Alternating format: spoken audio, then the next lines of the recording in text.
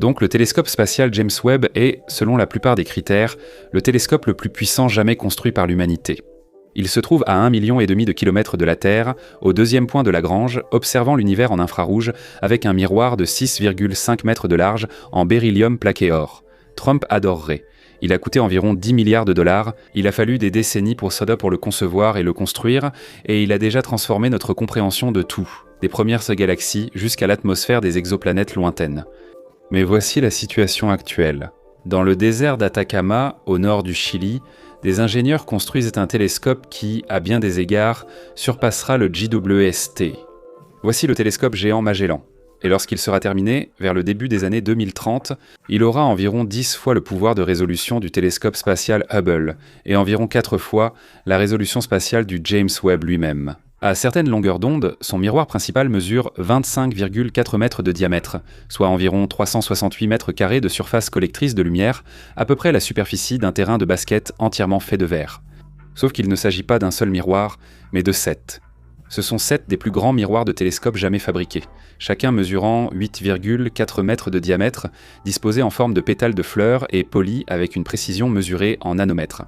L'ensemble est installé à l'intérieur d'une enceinte rotative d'environ 65 mètres de haut, perchée au sommet d'une montagne que les ingénieurs ont littéralement dynamitée pour l'aplanir et y faire de la place. La monture du télescope pèse 2100 tonnes. Le projet a coûté environ 2,5 milliards de dollars financés par des institutions de 7 pays. Et chacun de ces miroirs prend 4 ans à être fabriqué dans un laboratoire caché sous un stade de football en Arizona. Sérieusement, c'est l'un des instruments scientifiques les plus ambitieux jamais réalisés. Il est conçu pour détecter des biosignatures dans les atmosphères d'exoplanètes similaires à la Terre pour étudier les premières structures de l'univers, et pour répondre à des questions auxquelles même James Webb ne peut pas s'attaquer. Depuis que Galilée a pointé une lunette rudimentaire vers la Lune en 1609, l'histoire de l'astronomie suit un schéma assez cohérent. On construit un télescope plus grand, on découvre l'inattendu, on révolutionne notre compréhension de l'univers, puis on planifie un télescope encore plus grand. Le plus grand télescope du monde a à peu près doublé son ouverture tous les 40 à 50 ans, et chaque génération a découvert des phénomènes que la génération précédente n'aurait pas pu imaginer, des lunes de Jupiter à l'expansion de l'univers lui-même. Plutôt impressionnant, n'est-ce pas ? À la fin du XXe siècle, les astronomes au sol atteignaient une limite à cause de l'atmosphère. L'air turbulent de la Terre déforme la lumière des étoiles, ce qui les fait scintiller. Depuis votre jardin, ce scintillement est joli, mais pour les astronomes cherchant à distinguer des détails dans des galaxies lointaines ou à séparer la faible lueur d'une exoplanète de son étoile, c'est une vraie plaie. Peu importe la taille de votre miroir, la turbulence atmosphérique limite ce que vous pouvez voir, et c'est bien sûr pour cela que les télescopes spatiaux ont vu le jour. Hubble, lancé en 1990, est au-dessus de l'atmosphère, sans scintillement ni distorsion, offrant des images nettes qui ont transformé la cosmologie. James Webb s'est éloigné d'1,5 million de kilomètres de la Terre pour observer en infrarouge sans interférence de la chaleur ou de l'air terrestre. Le message semblait assez clair. Si vous voulez les meilleures vues de l'univers, il faut quitter la Terre. Mais voilà le problème. Les télescopes spatiaux sont incroyablement chers et extrêmement difficiles à réparer. Il est à 1,5 million de kilomètres et une fois lancé, vous devez faire avec les instruments embarqués. Les télescopes terrestres, en revanche, peuvent être améliorés, entretenus et agrandis sur des décennies. Et dans les années 1990 et 2000, une nouvelle technologie a commencé à changer complètement la donne, et cela s'appelait l'optique adaptative. Ce sont des systèmes capables de mesurer la distorsion atmosphérique en temps réel et de la corriger effectivement, en déformant les miroirs du télescope des milliers de fois par seconde pour annuler les effets néfastes que l'air causait aux mesures. Soudain, les télescopes au sol atteignaient une netteté proche de celle des télescopes spatiaux, tout en profitant de miroirs bien plus grands que ceux pouvant être envoyés en orbite. Cette prise de conscience a lancé une course mondiale pour construire des télescopes extrêmement grands, appelés ELT par les astronomes. Ce nom est vraiment bien choisi, tu ne trouves pas ? L'Europe a commencé à planifier le télescope également très bien nommé. Le télescope extrêmement grand, un monstre de 39 mètres en construction dans le désert d'Atacama. Un consortium d'institutions américaines, canadiennes, indiennes et japonaises a lancé le télescope de 30 mètres prévu au Mauna Kea, Hawaï. Un autre groupe de partenaires américains et internationaux a initié le projet du grand télescope Magellan au Chili, doté d'un design unique à 7 miroirs offrant une résolution et une capacité de collecte de lumière remarquables. Maintenant, ces 3 projets, qui ne sont pas exactement des concurrents au sens traditionnel, sont conçus pour observer différentes parties du ciel et répondre à des questions différentes et complémentaires, mais ils sont en course pour la première lumière. Pour les astronomes américains, il y a ici une certaine urgence. L'enquête décennale sur l'astronomie et l'astrophysique de 2020, qui définit les priorités de financement de la recherche aux États-Unis, a jugé essentiel le développement d'un télescope extrêmement grand pour maintenir le leadership américain en astronomie au sol. L'enquête a recommandé que la National Science Foundation soutienne à la fois le GMT et le TMT dans le cadre d'un programme unifié de télescopes extrêmement grand aux États-Unis, avertissant que sans accès direct à des installations de classe ELT, les astronomes américains risquaient de prendre du retard par rapport à leurs homologues européens et asiatiques en seulement une décennie. Le centre de tout cela, c'est le grand télescope Magellan. Un pari à 2,5 milliards de dollars. Que vous puissiez construire quelque chose au sol qui surpasse l'observatoire le plus sophistiqué jamais lancé dans l'espace. Pourquoi construire cette chose ? La justification scientifique de construire le grand télescope Magellan tient à quelques questions majeures auxquelles des instruments plus petits ne peuvent répondre, et ce sont, franchement, parmi les plus grandes jamais posées par l'humanité. D'abord, la question la plus fascinante, sommes-nous seuls ? En 30 ans, les astronomes ont trouvé des milliers d'exoplanètes autour d'autres étoiles, dont des dizaines de mondes rocheux, dans la zone dite habitable, où de l'eau liquide pourrait théoriquement exister. Mais découvrir une planète et réellement la caractériser sont deux choses très différentes. Pour déterminer si un monde lointain semblable à la Terre possède une atmosphère, si cette atmosphère contient de la vapeur d'eau, de l'oxygène ou du méthane, si elle présente les empreintes chimiques qui pourraient indiquer la présence de vie. Vous avez besoin d'un télescope doté d'une résolution et d'une puissance collectrice exceptionnelle. Vous devez séparer la lueur très faible d'une petite planète de l'éclat écrasant de son étoile parente, puis décomposer ce mince filet de photons en un spectre suffisamment détaillé pour révéler des molécules individuelles. La science, c'est dingue. Les instruments actuels y parviennent pour de grandes géantes gazeuses chaudes. Pour une planète de la taille de la Terre orbitant autour d'une étoile de type solaire, il faut un miroir d'au moins 20 mètres. Ensuite se pose la question des origines cosmiques. James Webb a déjà détecté des galaxies formées très tôt dans l'histoire de l'univers, certaines apparaissant comme de petits points rouges, étonnamment brillants sur les images de champs profonds. Mais les observations de Webb soulèvent autant de questions qu'elles n'en résolvent. Comment ces galaxies se sont-elles formées si vite ? À quoi ressemblaient les premières étoiles ? Comment les éléments chimiques qui nous composent se sont-ils répandus dans le cosmos ? Pour approfondir ces découvertes, il faut une spectroscopie détaillée que seul un télescope géant au sol peut offrir, en décomposant la lumière de ces galaxies anciennes en tranches suffisamment fines pour mesurer les vitesses et les compositions chimiques de leurs étoiles et de leurs gaz. Et puis, il y a l'univers sombre. Nous savons que la matière ordinaire, celle qui compose les étoiles, les planètes et nous-mêmes, ne représente qu'environ 5% de la masse énergie totale de l'univers. Le reste est formé de matière noire et d'énergie sombre, des forces invisibles qui structurent l'univers à grande échelle. Cartographier la matière noire, comprendre son agglomération autour des galaxies, tester nos théories de gravité dans ces milieux extrêmes, tout cela demande de la précision. Des mesures de millions d'objets à travers d'immenses étendues du ciel, le genre de mesures qui nécessitent à la fois d'énormes surfaces collectrices de lumière et des spectrographes multi-objets sophistiqués capables d'observer des centaines de cibles simultanément. Ces questions ont poussé une génération d'astronomes à commencer à réfléchir sérieusement aux télescopes géants dans les années 90 et au début des années 2000. Roger Angell, astronome et spécialiste en optique à l'Université de l'Arizona, fut un pionnier des nouvelles techniques de fabrication de grands miroirs de télescope. Il utilisait un four rotatif et une structure en nid d'abeille, réduisant nettement le poids tout en gardant la rigidité. Le travail d'Angell au futur laboratoire de miroirs Richard F. Karras a permis de fabriquer des miroirs bien plus grands qu'avec les méthodes traditionnelles. Et ces innovations sont devenues la base du design unique du télescope géant Magellan. Au milieu des années 2000, un consortium d'institutions de recherche avait commencé à formaliser les plans pour le GMT. La Carnegie Institution for Science, l'Université Harvard, la Smithsonian Institution, le MIT et plusieurs partenaires internationaux. S'engageant à financer et à construire ce qu'ils espéraient ne voir devenir l'un des observatoires les plus puissants sur Terre, Rebecca Bernstein, qui est aujourd'hui la scientifique en chef du GMT, a décrit la mission principale du projet en des termes remarquablement directs. C'est de trouver d'autres terres, et de déterminer si l'une d'entre elles pourrait abriter la vie. Rien de bien compliqué, la montagne parfaite, Las Campanas. D'accord, donc si vous voulez construire l'un des instruments optiques les plus sensibles sur Terre, vous devez le placer quelque part où il n'y a presque pas d'atmosphère pour gêner. Et pour les astronomes, cela signifie aller en altitude et dans un endroit sec. Le télescope géant Magellan est construit à l'observatoire de Las Campanas, dans le désert d'Atacama au Chili, à environ 2560 mètres au-dessus du niveau de la mer et à environ 100 km à l'intérieur des terres depuis la côte Pacifique. L'Atacama est l'un des endroits les plus secs de la planète, si aride que certaines parties sont régulièrement utilisées comme substitut de Mars dans des études scientifiques et aussi dans des films. Plus important encore, pour les astronomes, l'air au-dessus de Las Campanas est exceptionnellement stable et contient très peu de vapeur d'eau, ce qui signifie des images plus nettes et une meilleure sensibilité à la lumière infrarouge. L'observatoire profite de plus de 300 nuits claires par an, offrant parmi les meilleures conditions de seeing, c'est-à-dire de stabilité atmosphérique, parmi les grands sites de télescopes mondiaux. L'emplacement est aussi important pour une autre raison.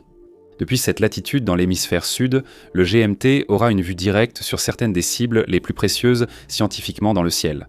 Cela inclut le centre de notre propre galaxie, la Voie lactée, les grands et petits nuages de Magellan, qui sont les galaxies satellites les plus proches de la nôtre, ainsi que Proxima Centauri, l'étoile la plus proche du Soleil et qui abrite au moins une exoplanète potentiellement habitable. Hémisphère nord, les télescopes ne peuvent pas observer ces objets aussi bien, voire pas du tout, ce qui donne au GMT un net avantage pour certaines recherches scientifiques.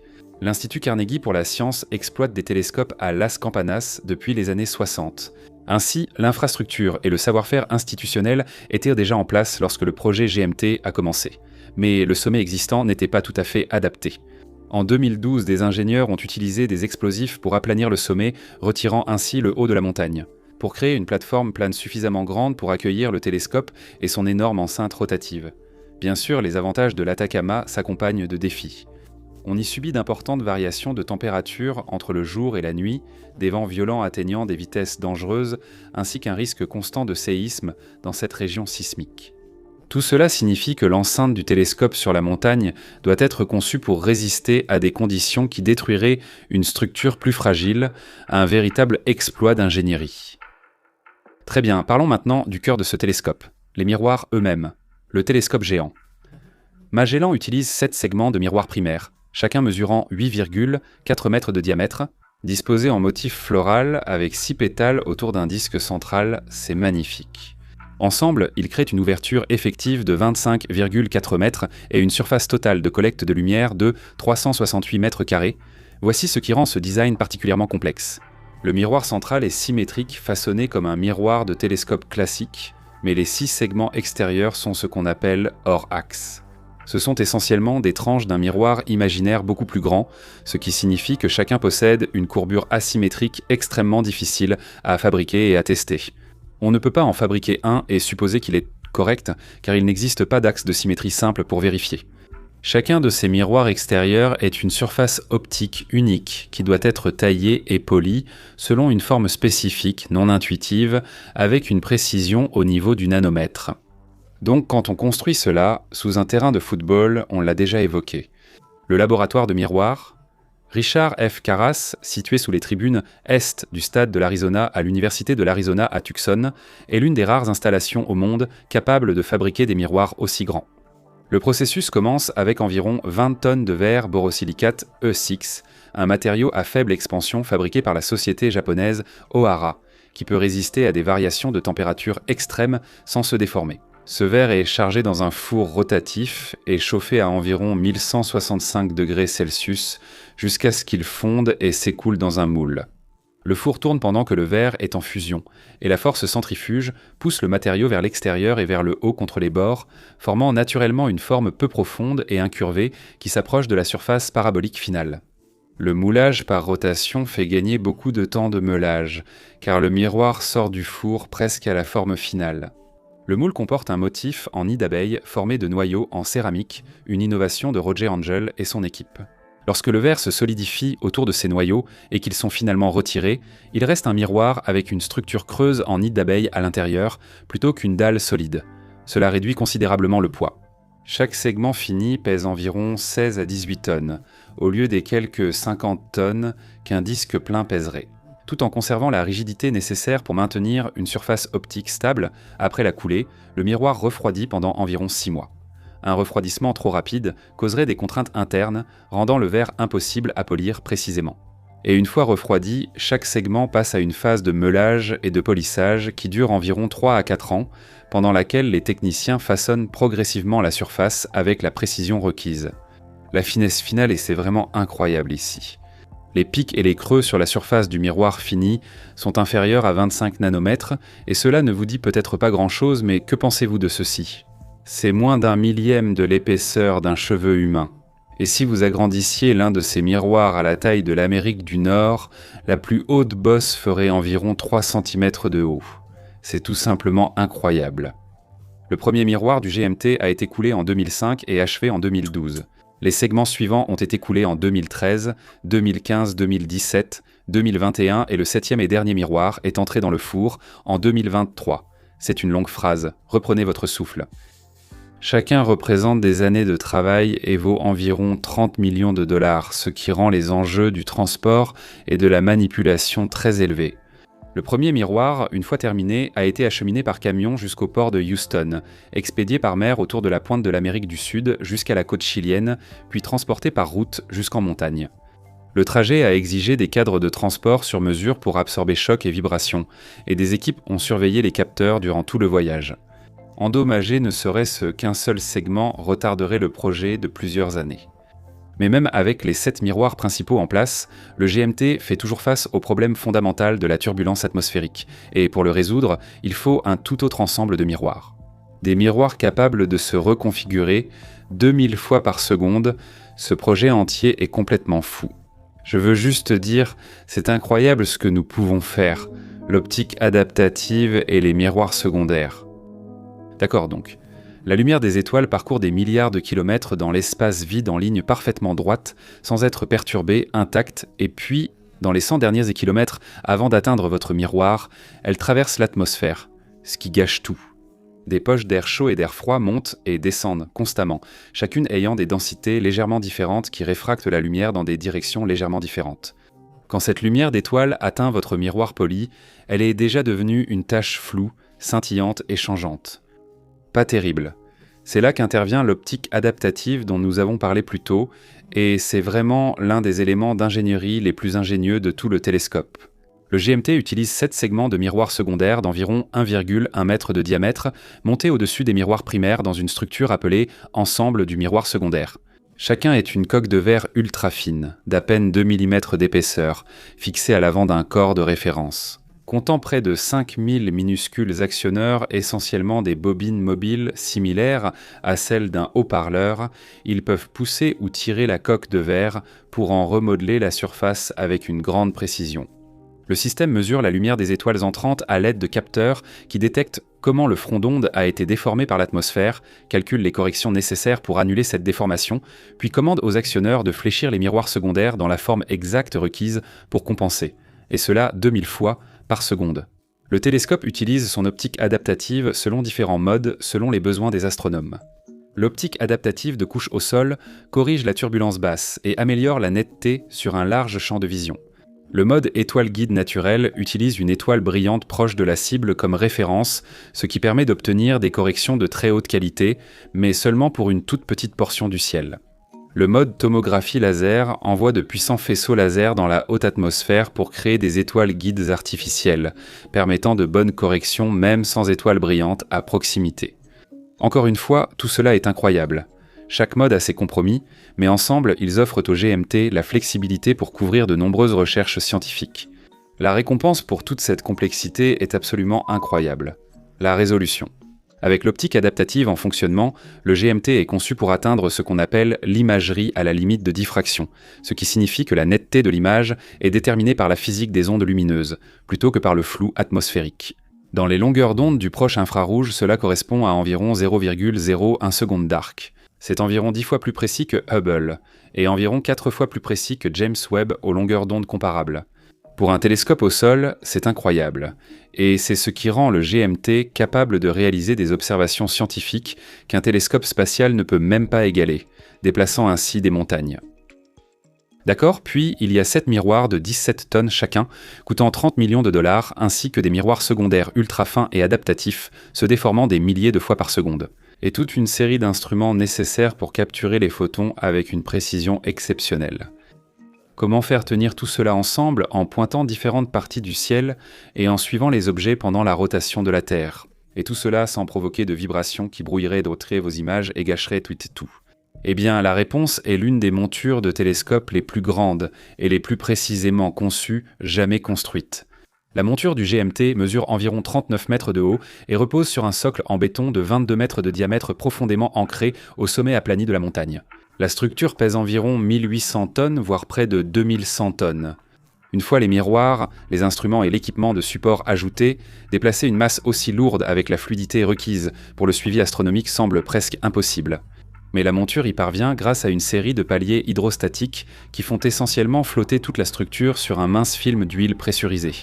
Ce film d'huile élimine le contact métal contre métal, ce qui signifie aucune friction de type stick-slip, aucune vibration, juste un mouvement fluide et continu. Alors que le télescope balaie le ciel, l'enceinte qui entoure tout cela est tout aussi impressionnante. Avec une hauteur d'environ 65 mètres et une largeur d'environ 60 mètres, c'est la plus grande enceinte jamais construite pour un télescope grégorien, le type de conception utilisé par le GMT.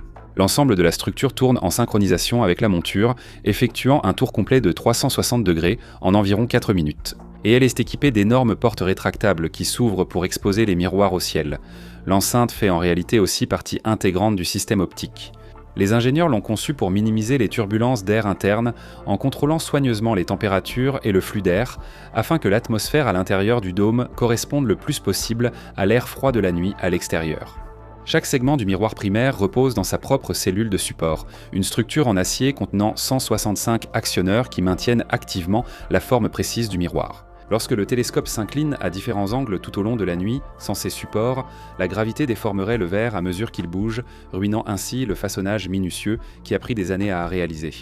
Le télescope a des couvercles pour chaque miroir qui se rétractent en un peu plus de 2 minutes au début des observations, protégeant ces surfaces à 30 millions de dollars de la poussière et des débris lorsqu'elles ne sont pas utilisées. Et c'est ici que les choses deviennent un peu inhabituelles. Le GMT étant encore en construction, les ingénieurs doivent tester les procédures, répéter la maintenance et identifier les problèmes de conception avant l'arrivée du matériel sur site. Et leur solution a été Bob, le constructeur du comportement de l'observatoire, et il s'agit d'un jumeau numérique à l'échelle réelle de tout l'observatoire, construit à l'aide de la plateforme de jeu Unreal Engine, et il était précis au centimètre près. Les ingénieurs font circuler des avatars virtuels, conduisent dans des camions et grues simulées, s'entraînent à retirer et refaire le revêtement des miroirs et répètent toute opération complexe sans risque. Un journaliste qui a visité le projet a raconté avoir accidentellement fait tomber un camion virtuel d'une corniche à l'intérieur de l'enceinte, et c'est exactement le genre d'erreur que l'on préfère faire dans une simulation plutôt qu'avec du personnel réel et un miroir extrêmement coûteux. Les instruments maintenant, le miroir du télescope, peu importe sa taille ou la précision de son polissage, ne fait pas réellement de science à lui seul. Il ne fait que collecter la lumière. Les véritables découvertes se produisent dans les instruments montés au point focal où la lumière collectée est séparée, mesurée, analysée et convertie en données que les astronomes peuvent interpréter. Et le GMT est conçu pour accueillir certains des instruments les plus sophistiqués jamais construits pour l'astronomie au sol. La conception optique grégorienne du télescope permet d'installer jusqu'à 10 instruments sur une station focale, recevant la lumière directement ou via un système robotisé de fibres optiques. Appelé Manifest pour ses débuts, le GMT aura 4 instruments principaux, 2 pour les longueurs d'onde visibles et 1 pour le proche infrarouge, chacun destiné à traiter des questions scientifiques que les télescopes actuels ne peuvent résoudre. Voyons celui capable de détecter la vie sur une autre planète. GCLEF, ou grand chercheur de terre du consortium GMT, est un spectrographe optique haute résolution conçu pour mesurer les décalages Doppler de la lumière des étoiles, causés par l'attraction des planètes en orbite sur leur étoile hôte. Cette précision, de quelques dizaines de centimètres par seconde, suffit à détecter le vacillement gravitationnel causé par une planète de la masse de la Terre dans la zone habitable autour d'une étoile semblable au Soleil. Mais GCLEF peut aussi caractériser l'atmosphère des planètes, pas seulement les détecter. Lorsqu'une planète transite devant son étoile, une petite partie de la lumière traverse son atmosphère. Sur son chemin vers nous, elle capte les signatures d'absorption des molécules présentes.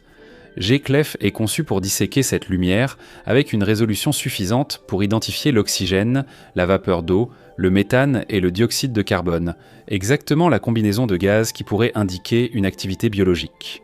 S'il existe un monde vivant à quelques dizaines d'années-lumière de la Terre, G-Clef est l'un des instruments les plus susceptibles de trouver la première preuve. GMAX, le spectrographe astronomique et cosmologique multi-objet GMT, est un nom à rallonge qui adopte une approche complètement différente. Au lieu de se concentrer sur une seule étoile avec une extrême précision, il répartit son attention sur des centaines de cibles simultanément, capturant les spectres de galaxies dispersées sur un champ de vision de plusieurs minutes d'arc de large. Idéal pour les relever, la cartographie de la structure de l'univers et la mesure des décalages vers le rouge des galaxies lointaines. Pour retracer comment la matière s'agglomère au fil du temps cosmique et sonder la nature de l'énergie noire en étudiant comment l'expansion de l'univers a évolué au cours de milliards d'années. Là où G-Clef est un fusil de précision, GMAX est un objectif grand angle pour le travail en infrarouge. Le GMT déploiera le GMT IFS et le GMT NIRS. Le GMT IFS est un spectrographe à champ intégral alimenté par le système d'optique adaptative conçu pour fournir des images et une spectroscopie à la limite de diffraction dans les bandes du proche infrarouge. Champ intégral signifie qu'il capture le spectre à chaque point d'une zone bidimensionnelle du ciel. Simultanément, cela permet aux astronomes d'établir des cartes détaillées de la vitesse et de la composition chimique en une seule observation. C'est parfait pour étudier les environnements chaotiques autour des trous noirs supermassifs, résoudre les étoiles individuelles dans les noyaux denses des galaxies proches ou disséquer la structure des disques protoplanétaires où de nouveaux systèmes solaires se forment.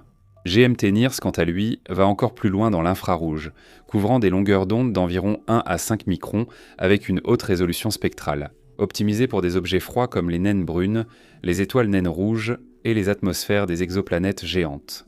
Et puis il y a Manifest, qui en réalité n'est pas vraiment un instrument mais plutôt une technologie facilitatrice qui rend les autres instruments un peu plus puissants.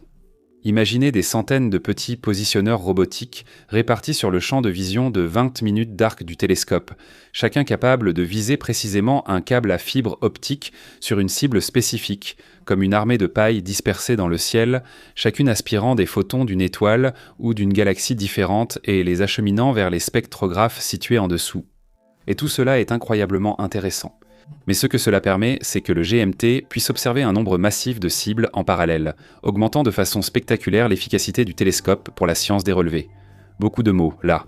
Qu'est-ce que tout cela signifie ? En pratique, imaginez un scénario qui pourrait se produire au cours des premières années de fonctionnement du GMT. Le télescope spatial TESS a déjà identifié une planète rocheuse en orbite dans la zone habitable d'une étoile voisine semblable au Soleil, et James Webb a détecté des indices d'une atmosphère lors d'une observation de transit. Le GMT pointe G-Clef vers cette étoile pendant des dizaines de nuits, accumulant suffisamment de signal pour analyser en détail le spectre de l'atmosphère. Les données montrent des raies d'absorption de la vapeur d'eau, ce qui n'est pas surprenant.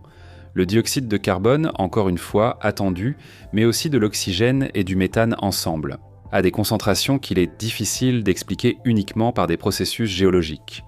Ce résultat ne prouve pas l'existence de la vie là-bas, mais suggère fortement que c'est possible. Imaginez GMAX étudiant des milliers de galaxies naines faibles en orbite autour de la Voie lactée et mesurant les vitesses stellaires pour cartographier la matière noire dans leur halo.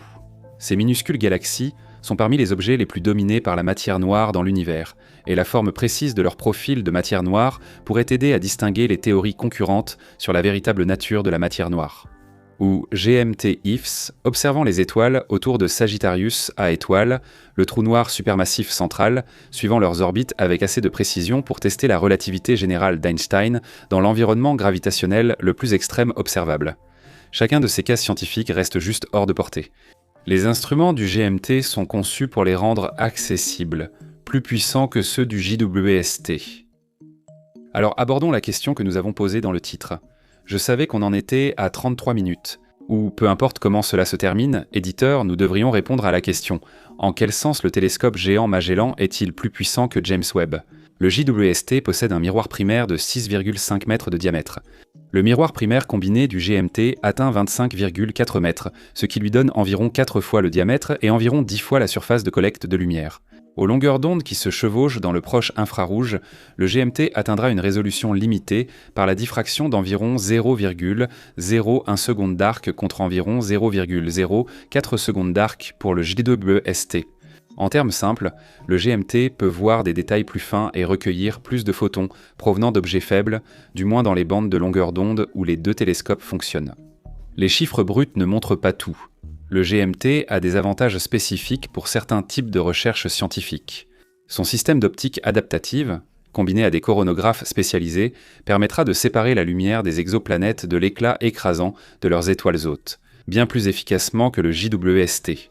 Ces spectrographes ultra stables, comme GCLEF, mesurent les décalages Doppler avec une précision inatteignable pour les télescopes spatiaux. Et, c'est peut-être le plus important, les télescopes terrestres peuvent être améliorés, entretenus et dotés de nouveaux instruments. Pour ces décennies d'exploitation, le JWST a été lancé avec un ensemble d'instruments fixes, et c'est tout ce qu'il aura toujours. Le GMT va évoluer à mesure que la technologie progresse, restant potentiellement à la pointe pendant 50 ans ou plus. Cela dit, le JWST fait sans aucun doute des choses que le GMT ne peut pas faire. Webb observe jusqu'à 28 microns dans l'infrarouge moyen, bien au-delà des télescopes terrestres, car l'atmosphère absorbe cette lumière avant qu'elle n'atteigne le sol. L'espace signifie aussi pas de météo, pas de turbulences atmosphériques à corriger, et pas de fichu jour pour interrompre vos observations. Pour certains cas scientifiques, en particulier ceux impliquant des objets très froids ou très lointains émettant principalement dans l'infrarouge thermique, le JWST reste absolument inégalé. La véritable puissance, cependant, vient en réalité du fait qu'ils travaillent tous les deux ensemble. Le JWST explore de vastes champs, identifie des candidats intéressants, détecte des indices d'atmosphère ou des caractéristiques spectrales inhabituelles. Le GMT effectue ensuite un zoom grâce à sa résolution supérieure et à sa précision spectroscopique pour effectuer un suivi détaillé. Les télescopes ne sont pas des concurrents, nous l'avons juste dit dans le titre pour attirer votre attention. Ce sont des partenaires dans une entreprise scientifique qu'aucun d'eux ne pourrait accomplir seul, ce qui est vraiment génial. L'argent, la politique et la course pour finir. Mais écoutez, construire un télescope à 2,5 milliards de dollars demande plus que de l'ingénierie brillante. Il faut de l'argent, une volonté politique et une coalition de partenaires prêts à investir des ressources, parfois pendant des décennies. À ce stade, l'histoire du GMT se complique un peu. Le télescope est géré par la GMTO Corporation, un consortium à but non lucratif composé actuellement de 16 institutions fondatrices provenant de 7 pays, les États-Unis, le Chili, l'Australie, le Brésil, Israël, la Corée du Sud et Taïwan. Les membres internationaux incluent l'Université nationale australienne, l'Institut coréen d'astronomie et de sciences spatiales, ainsi que l'Institut d'astronomie et d'astrophysique Academia Sinica de Taïwan. Chaque partenaire finance, en échange de temps d'observation, une fois le télescope opérationnel. À ce jour, le consortium a investi près d'1 milliard de dollars, constituant le plus grand investissement privé de l'histoire dans une installation astronomique terrestre. Le coût total estimé est de 8,5 milliards de dollars, ce qui indique qu'il reste du chemin à faire. Et c'est là que les choses deviennent politiquement intéressantes. Vous voyez, le projet est actuellement achevé à environ 40%, la préparation du site et les fondations à Las Campanas sont en grande partie terminées, avec un télescope massif déjà installé ici. La monture est en construction chez Ingersoll Machine Tools, à Rockford, Illinois, avec des composants venant de 36 États américains avant l'expédition au Chili pour assemblage. La première lumière, avec au moins 4 des 7 miroirs principaux installés, est prévue pour le début des années 2030. Les opérations scientifiques débuteront quand les 7 segments seront installés et tous les instruments prêts. En juin 2025, la Fondation nationale pour la science des États-Unis a fait passer le GMT à sa phase de conception finale, une étape bureaucratique cruciale sur la voie d'un financement fédéral potentiel pour la construction. Normalement, la NSF financerait directement cette phase, mais le consortium GMTO a choisi de couvrir les coûts de manière privée afin de maintenir la pression sur le calendrier et de démontrer son engagement.